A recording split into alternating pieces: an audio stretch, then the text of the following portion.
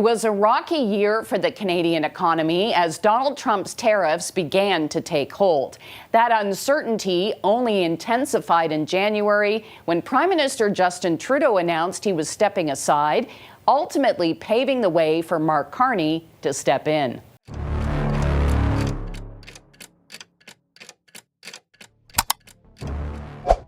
Algunas decisiones de política económica no solo alteran los indicadores, sino que rediseñan los patrones institucionales con efectos de largo alcance. En octubre de 2018, la dirección de General Motors confirmó, mediante un comunicado interno enviado simultáneamente a Detroit, Washington y Ottawa, que 5 unidades industriales en América del Norte dejarían de recibir asignaciones de producción.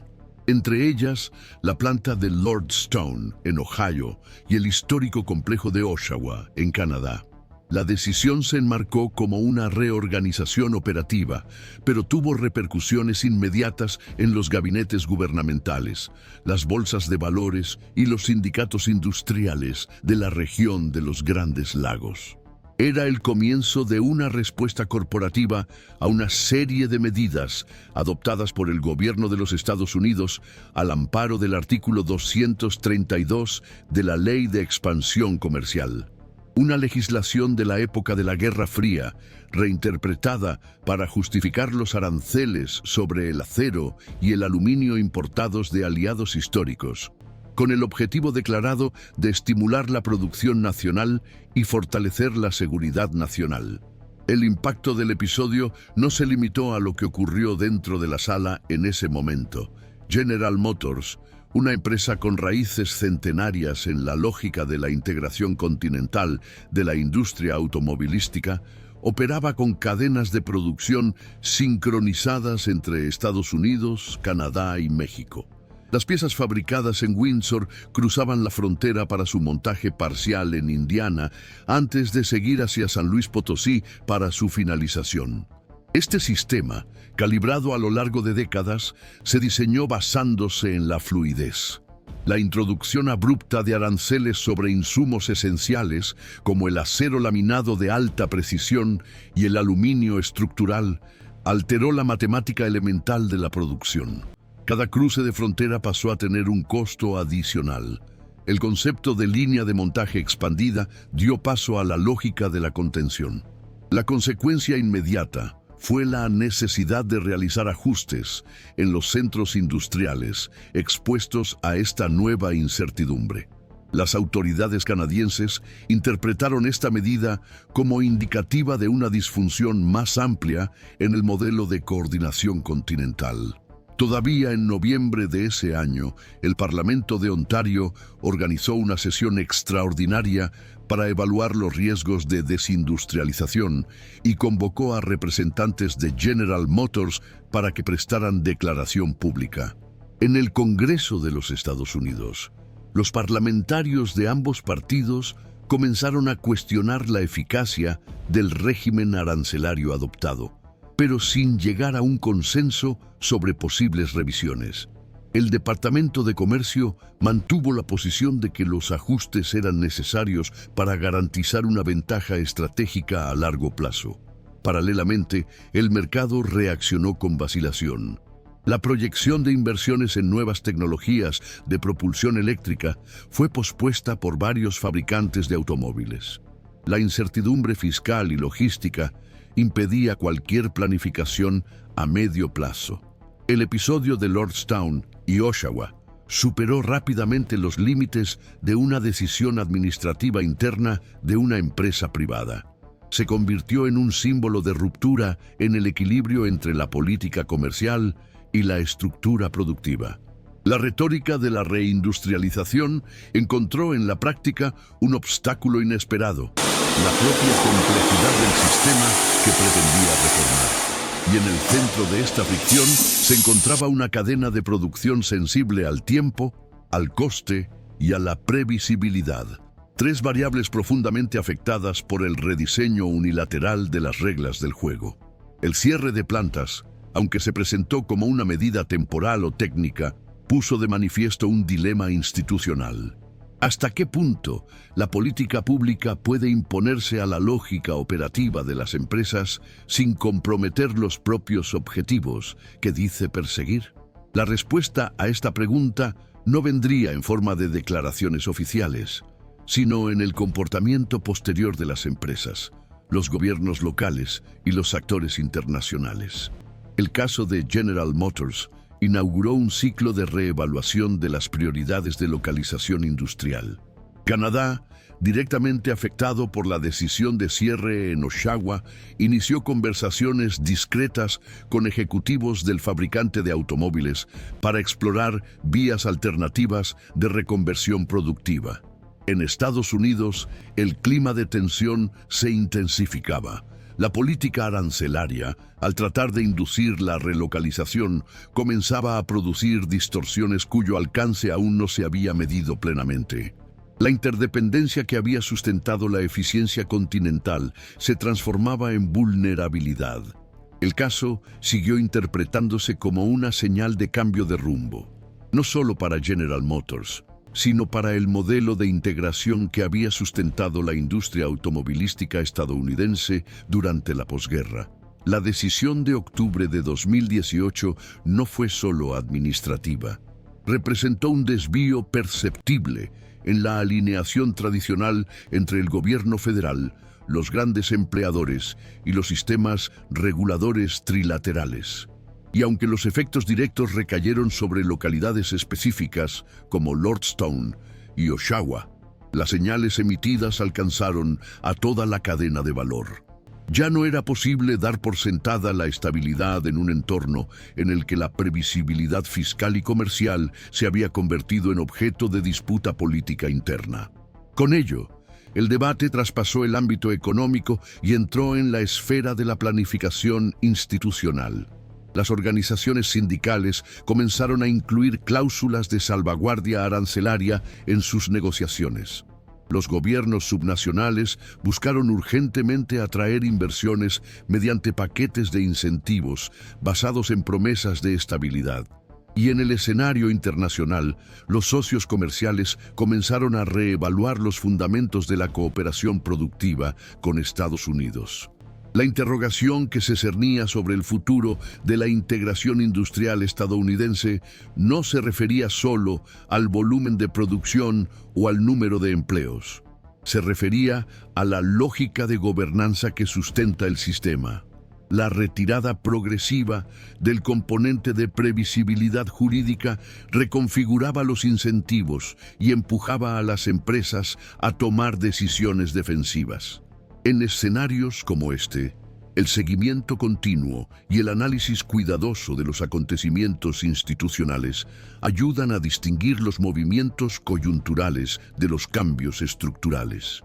Este es precisamente el tipo de observación que pretendemos ofrecer aquí de forma editorial pero fundamentada.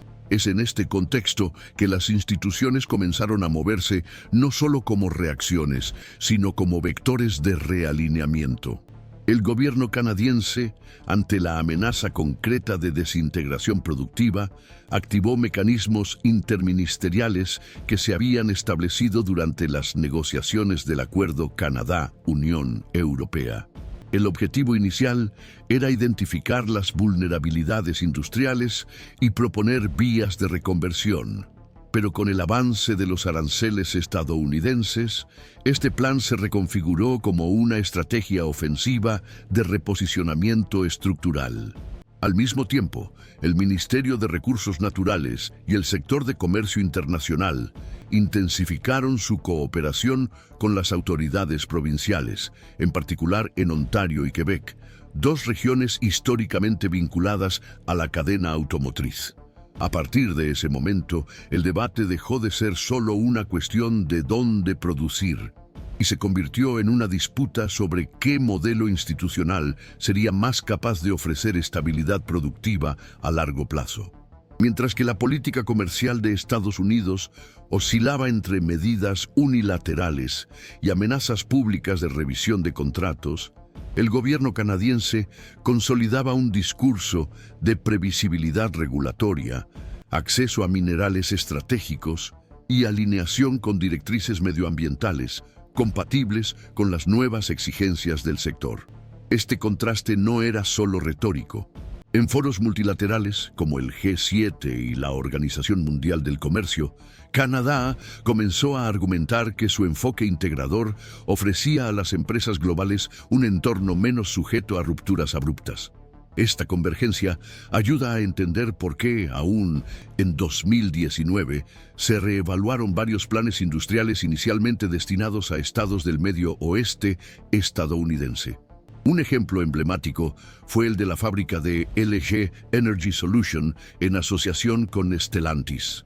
Inicialmente prevista para Michigan, la planta acabó ubicándose en Windsor, Ontario.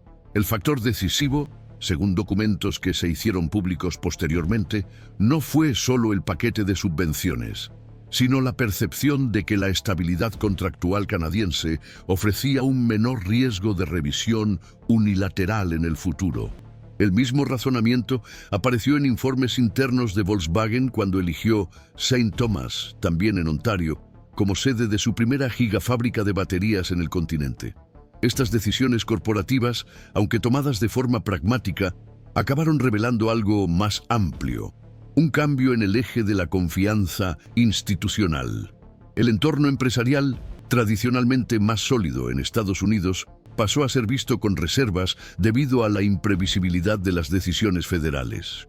La adopción de aranceles basados en la legislación de seguridad nacional, un dispositivo pensado para situaciones de guerra o amenazas existenciales, se interpretó como una señal de que los fundamentos legales de la previsibilidad se estaban flexibilizando. Para los juristas especializados en comercio internacional, este precedente generaba un efecto dominó. Si el acero y el aluminio podían ser gravados con aranceles basados en criterios vagos, otros sectores estratégicos, como la energía o la biotecnología, podrían ser los próximos objetivos de la inestabilidad. Es en este contexto que el rediseño del Tratado de Libre Comercio de América del Norte cobra mayor relevancia. El USMCA, tratado que sustituyó al TLSCAN, fue promovido como una victoria de la industria estadounidense. Sin embargo, sus cláusulas sobre normas de origen y requisitos de contenido regional tuvieron repercusiones ambiguas. Por un lado, obligaban a los fabricantes de automóviles a profundizar su producción dentro del bloque continental para mantener el acceso preferencial. Por otro lado, al no ofrecer garantías claras sobre la estabilidad arancelaria interna entre los países, acababan ampliando el peso relativo de entornos considerados más estables. Y en ese punto, Canadá logró posicionarse eficazmente como guardián de una integración confiable, sin la volatilidad política que contaminaba el panorama en Estados Unidos. La consecuencia directa de esta percepción fue un realineamiento de las inversiones. Las empresas que antes consideraban a Estados Unidos como destino natural de expansión, comenzaron a adoptar una lógica de diversificación del riesgo. Los proyectos industriales más sensibles a los choques arancelarios, como las baterías, los semiconductores y los materiales críticos, comenzaron a migrar a regiones menos propensas a medidas unilaterales. La colaboración entre el sector privado canadiense y las universidades locales también cobró fuerza. Se ampliaron los programas de capacitación técnica, investigación aplicada y formación en ingeniería de materiales, en asociación con empresas como General Motors y Ford. Este movimiento consolidó lo que algunos analistas comenzaron a llamar el cinturón de las baterías, una franja territorial entre Windsor y Montreal que ofrecía simultáneamente infraestructura logística, mano de obra cualificada, incentivos fiscales y acceso directo a minerales como el litio, el cobalto y el níquel. Este entorno integrado, alimentado por decisiones públicas coordinadas, contrastaba con la fragmentación que se observaba en varios estados estadounidenses. Las iniciativas locales para estimular la industria verde a menudo se topaban con obstáculos federales, cambios de prioridades o disputas partidistas. Mientras tanto, la política canadiense, incluso en medio de desacuerdos ideológicos, lograba mantener una línea de continuidad estratégica. La alianza puntual entre el gobierno federal liderado por Justin Trudeau y el gobierno conservador de Ontario, bajo Doug Ford, es un ejemplo de ello. Ambos discrepaban en prácticamente todos los frentes, pero coincidían en la percepción de que la ventana de oportunidad abierta por la desorganización institucional estadounidense exigía una respuesta unificada. Estos episodios no fueron solo movimientos técnicos de política industrial. Revelaron una dinámica de reconfiguración institucional en la que la previsibilidad pasó a ser el activo más valorado. Empresas como General Motors, que habían sido presionadas para relocalizar la producción en Estados Unidos como condición para evitar aranceles, comenzaron a ver en los socios canadienses una vía de resiliencia. La contradicción se hacía evidente. Mientras que el discurso buscaba proteger la industria nacional mediante barreras, la práctica demostraba que la rigidez de esas barreras empujaba las inversiones hacia territorios con mayor capacidad de adaptación. Cuando observamos la acumulación de estos movimientos, desde las renegociaciones contractuales hasta la atracción de nuevas plantas, desde la formación de consorcios mineros hasta la reorientación de las cadenas logísticas, lo que surge es una línea continua de realineamiento institucional en respuesta a un entorno volátil. Y aunque muchos de estos efectos aún están en curso, las señales emitidas ya han alterado significativamente la geografía de las decisiones estratégicas en el sector automotriz. No se trata solo de cuántas fábricas están en funcionamiento a cada lado de la frontera, sino de quién tiene el control de los componentes más críticos para el futuro de la movilidad. Es precisamente para comprender estos movimientos y reconocer los patrones institucionales en medio de eventos dispersos que análisis como este cobran relevancia. Con cada episodio documentado, el objetivo es ofrecer no solo una lectura de lo que ocurrió, sino también una lente para seguir lo que puede estar por venir. Es en este contexto que las instituciones comenzaron a moverse no solo como reacciones, sino como vectores de realineamiento. El gobierno canadiense, ante la amenaza concreta de desintegración, You don't hand matches to an arsonist, and you don't give power to an angry left-wing. Unión Europea. El objetivo inicial era identificar las vulnerabilidades industriales y proponer vías de reconversión. Pero con el avance de los aranceles estadounidenses, este plan se reconfiguró como una estrategia ofensiva de reposicionamiento estructural. Al mismo tiempo, el Ministerio de Recursos Naturales y el sector de comercio internacional intensificaron su cooperación con las autoridades provinciales, particularmente en Ontario y Quebec, dos regiones históricamente vinculadas a la cadena automotriz. A partir de ese momento, el debate dejó de ser solo una cuestión de dónde producir y se convirtió en una disputa sobre qué modelo institucional sería más capaz de ofrecer estabilidad productiva a largo plazo. Mientras que la política comercial de Estados Unidos oscilaba entre medidas unilaterales y amenazas públicas de revisión de contratos, el gobierno canadiense consolidaba un discurso de previsibilidad regulatoria, acceso a minerales estratégicos y alineación con directrices medioambientales compatibles con las nuevas exigencias del sector. Este contraste no era solo retórico. En foros multilaterales, como el G7 y la Organización Mundial del Comercio, Canadá comenzó a argumentar que su enfoque integrador ofrecía a las empresas globales un entorno menos sujeto a rupturas abruptas. Esta convergencia ayuda a entender por qué, aún en 2019, se reevaluaron varios planes industriales inicialmente destinados a estados del Medio Oeste estadounidense. Un ejemplo emblemático fue el de la fábrica de LG Energy Solution en asociación con Stellantis. Inicialmente prevista para Michigan, la planta acabó ubicándose en Windsor, Ontario. El factor decisivo, según documentos que se hicieron públicos posteriormente, no fue solo el paquete de subvenciones, sino la percepción de que la estabilidad contractual canadiense ofrecía un menor riesgo de revisión unilateral en el futuro. El mismo razonamiento apareció en informes internos de Volkswagen cuando eligió St. Thomas, también en Ontario, como sede de su primera gigafábrica de baterías en el continente. Estas decisiones corporativas, aunque tomadas de forma pragmática, acabaron revelando algo más amplio: un cambio en el eje de la confianza institucional. El entorno empresarial, tradicionalmente más sólido en Estados Unidos, pasó a ser visto con reservas debido a la imprevisibilidad de las decisiones federales. La adopción de aranceles basados en la legislación de seguridad nacional, un dispositivo pensado para situaciones de guerra o amenazas existenciales, se interpretó como una señal de que los fundamentos legales de la previsibilidad se estaban flexibilizando. Para los juristas especializados en comercio internacional, este precedente generaba un efecto dominó.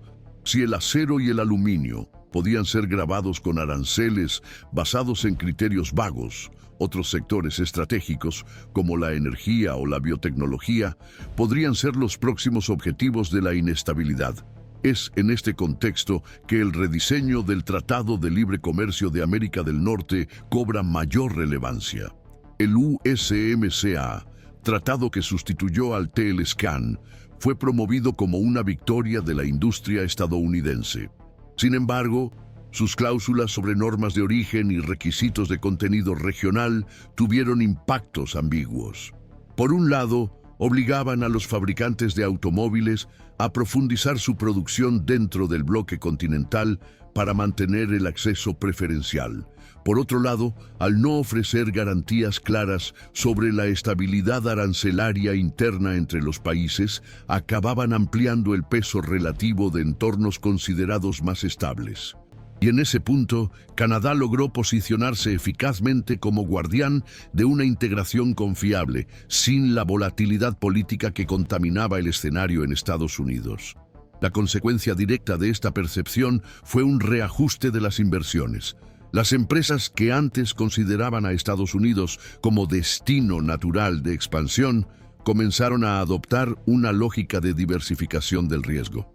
Los proyectos industriales más sensibles a los choques arancelarios, como las baterías, los semiconductores y los materiales críticos, comenzaron a migrar a regiones menos propensas a medidas unilaterales. La colaboración entre el sector privado canadiense y las universidades locales también cobró fuerza. Se ampliaron los programas de capacitación técnica, investigación aplicada y formación en ingeniería de materiales, en asociación con empresas como GM y Ford. Este movimiento consolidó lo que algunos analistas comenzaron a llamar el cinturón de las baterías, una franja territorial entre Windsor y Montreal que ofrecía simultáneamente infraestructura logística, mano de obra cualificada, incentivos fiscales y acceso directo a minerales como el litio, el cobalto y el níquel. Este entorno integrado, alimentado por decisiones públicas coordinadas, contrastaba con la fragmentación que se observaba en varios estados estadounidenses.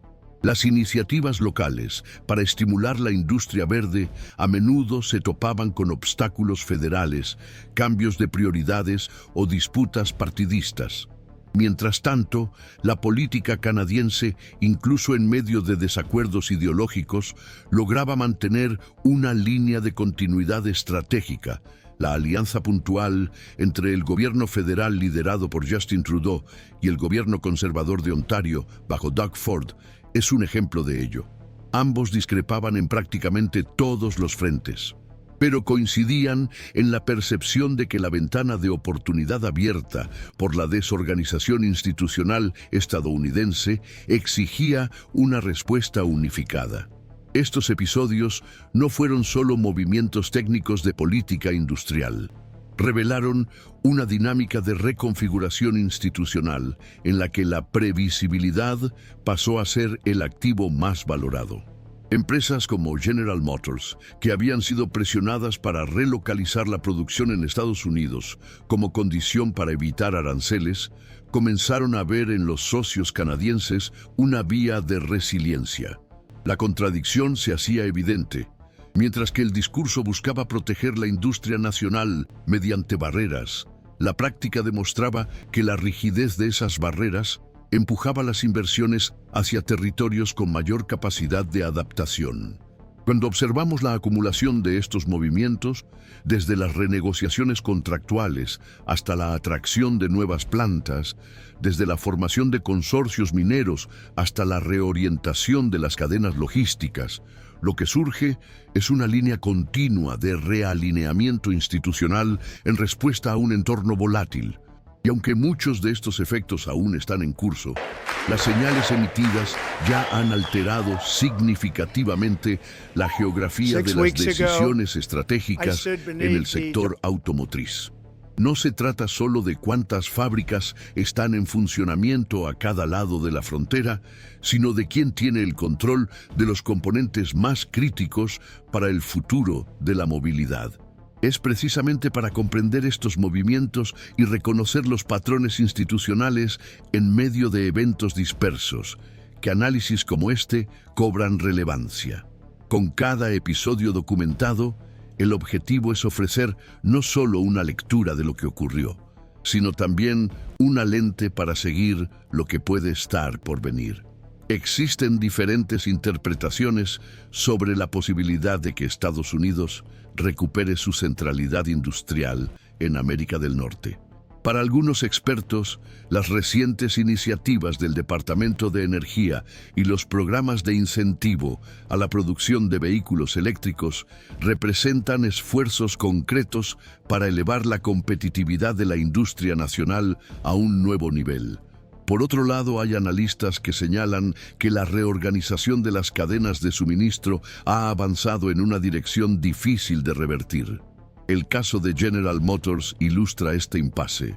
La empresa, que durante décadas simbolizó la posición central de la industria estadounidense, depende hoy en día de una infraestructura, materias primas y estabilidad regulatoria que se encuentran en proporción creciente fuera del territorio nacional.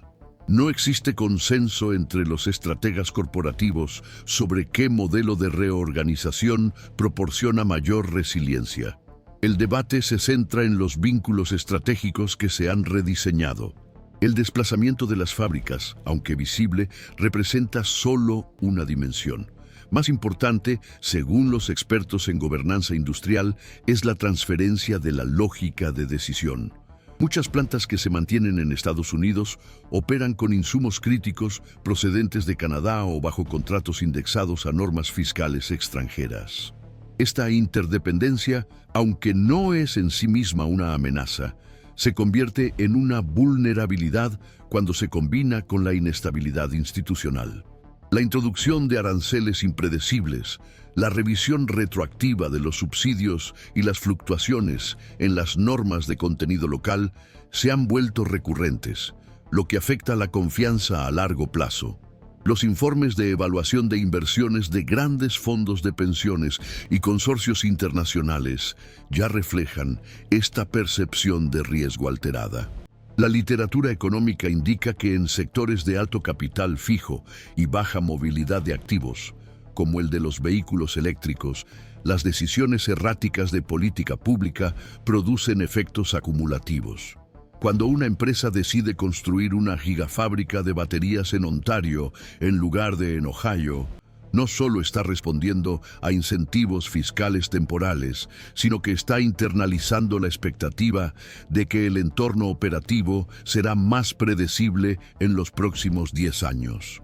El coste de desmantelar esta infraestructura es elevado, lo que hace que la reversión sea poco frecuente. De este modo, las ventajas coyunturales tienden a consolidarse como estructurales. No obstante, algunos sectores de la administración pública y del sector industrial defienden que Estados Unidos sigue teniendo los principales vectores de innovación, capital y consumo. Desde esta perspectiva, la transferencia de activos sería temporal, causada por distorsiones arancelarias que podrían corregirse con la implementación de una nueva política industrial. El argumento central es que, al consolidar ecosistemas de tecnología limpia y fabricación avanzada en suelo nacional, Estados Unidos puede recuperar su centralidad productiva, siempre que garantice la estabilidad regulatoria y la claridad contractual. La Ley de Reducción de la Inflación y los programas de incentivo a la producción nacional se citan a menudo como instrumentos en esta dirección. Sin embargo, los analistas más escépticos consideran que los costes de la reversión ya superan los beneficios inmediatos. Canadá, al anticiparse a la transición hacia la electromovilidad, no solo estableció una base productiva, sino que construyó un ecosistema completo, desde la extracción minera hasta centros de investigación, plantas de procesamiento y cadenas logísticas integradas. La ventaja competitiva se desplazó de manera eficiente. Empresas como General Motors, al enfrentarse a costes crecientes en Estados Unidos, encontraron en el entorno canadiense no solo refugio, sino también un vector de crecimiento. La reactivación de fábricas en Oshawa y las inversiones en Ingersoll ejemplifican este movimiento. La tensión institucional actual está relacionada con la coordinación estratégica. Mientras que Canadá presenta coherencia entre los niveles federal y provincial, Estados Unidos sigue fragmentado. Estados como Michigan y Ohio ofrecen subsidios relevantes, pero se enfrentan a barreras federales y cambios en las directrices que debilitan su posición. La política proteccionista arancelaria, al intentar proteger empleos específicos, ha generado altos costos e incertidumbre prolongada, lo que ha alejado las inversiones. Esto ha provocado cambios en las expectativas que afectan precisamente a los beneficiarios previstos. En el plano diplomático, esta asimetría se traduce en negociaciones comerciales en las que Canadá asume un papel estratégico para el acceso a minerales críticos. La narrativa de autosuficiencia de Estados Unidos choca con la realidad geológica. Canadá concentra una parte significativa de los depósitos de litio y níquel de América del Norte. Las políticas de incentivo a la producción nacional dependen de permisos de importación, tratados bilaterales y compromisos a largo plazo con proveedores fuera de la jurisdicción directa de Estados Unidos. La dependencia, antes encubierta, se ha vuelto explícita, con importantes implicaciones institucionales. Desde el punto de vista jurídico, los expertos advierten del riesgo de conflicto con las cláusulas del USMCA. Las restricciones a los proveedores exclusivamente nacionales pueden entrar en conflicto con las obligaciones multilaterales. Canadá, por su parte, ha consolidado su posición no solo como proveedor, sino también como coautor de las normas del sector. La inclusión del país en el acceso a los créditos fiscales estadounidenses para vehículos eléctricos es un ejemplo de esta estrategia, que permite participar en la política industrial estadounidense sin absorber los costes de la inestabilidad interna. El debate sigue abierto dentro de las empresas. Los ejecutivos de General Motors y otros fabricantes de automóviles se enfrentan al dilema de mantener su presencia política en Estados Unidos o seguir la racionalidad económica que apunta a una expansión coordinada en Canadá. La disputa es estratégica, no solo geográfica. Implica decidir entre mantener el modelo centrado en la escala interna estadounidense o aceptar que el centro de gravedad se desplace hacia el norte. Las decisiones de los próximos ciclos presupuestarios definirán la trayectoria de la industria automotriz en el continente, aunque las señales actuales indican que la reorganización tiende a la consolidación. Este escenario, marcado por tensiones latentes y convergencias inesperadas, pone de manifiesto la necesidad de un seguimiento constante de los acontecimientos institucionales. En lugar de respuestas definitivas, es fundamental formular preguntas adecuadas, capaces de revelar el funcionamiento real de los engranajes, cuando el discurso y los resultados se disocian.